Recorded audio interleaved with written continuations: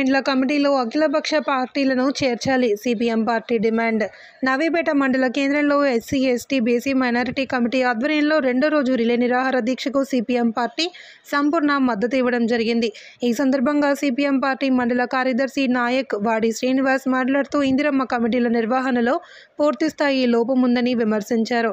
నవీపేట మండల కేంద్రంలో 600 మందిని గుర్తించిన 100 మందికి మంజూరు పత్రాలు ఇచ్చినప్పుడు తన అనుచర గణానికి మంజూరు పత్రాలు ఎలా ఇస్తారని అన్నారు. నిజమైన లబ్ధిదారులకు ఇందిరమ్మ ఇండ్లు నిర్మాణం మంజూరు పత్రాలు ఇవ్వాలి అని డిమాండ్ చేశారు.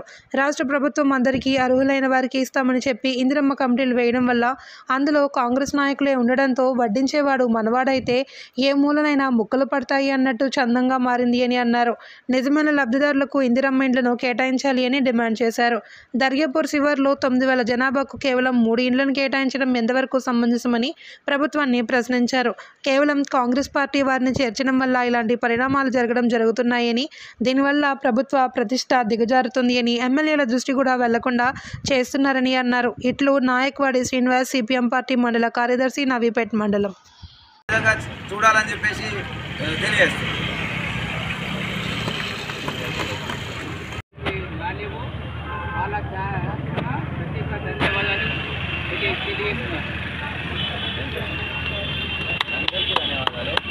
మేము పోరాటం స్టార్ట్ చేస్తే నర్సింగ్ కాల్ చేసి అంటే